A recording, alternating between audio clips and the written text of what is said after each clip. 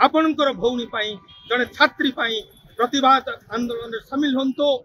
जो सौम्याश्री परिवार को 1 कोटी टंका क्षतिपूरण दि जाऊ।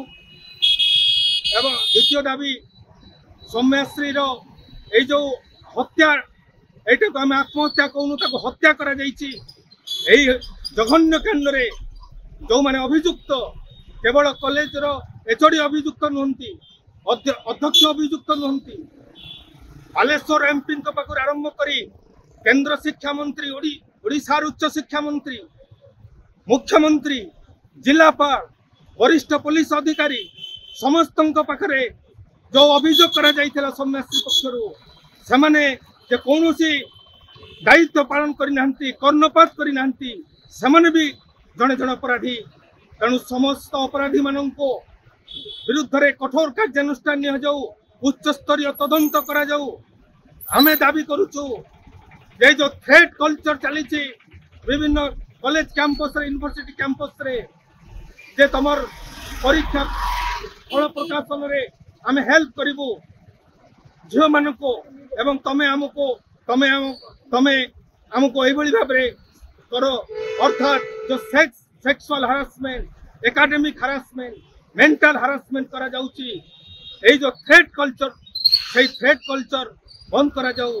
कॉलेज यूनिवर्सिटी कैंपस भीतर एवं बाहर महिला मानकर छात्री मानकर निरापत्ता को सुनिश्चित करा जाऊ। एही दाबी रे आसंता काली आमे सारा ओडिशा बंद डाकरा देइछो एवं बलांगीर रो शुभबुद्धि संपन्न जनगण को आह्वान करूछो जे सौम्याश्री आउ कई नुहे से आपणकर झियो होई पारे से आपणकर भौणी होई पारे से आपणकर घरर जणे होई पारे। तेणु सौम्याश्री आपणकर झियो आपणकर भौणी जड़े छात्री प्रतिवाद आंदोलन में सामिल हंतो। आसंता काली ऐतिहासिक सारा ओडिशा जो बंद को आपण माने सफल करू। यूनिवर्सिटी रे तांकर जेन प्रकार घटनाटा हेचे आमे तो भाबु सेटा हमर सार बोली करी निकर मां बाबा बोली करी आमे स्कूल कॉलेज की डिग्री पाठ पढ़वा ले आमे जाऊ।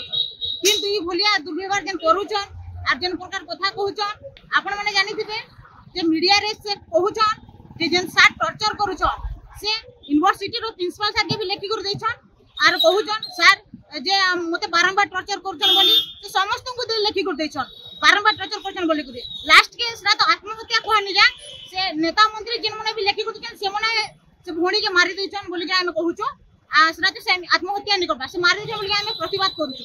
सेते लागि आसंता काली प्रतिवाद सभा रखा हेचे आ ओडिशा बंद रखा हेचे बोली कि हमर प्रतिवाद सभा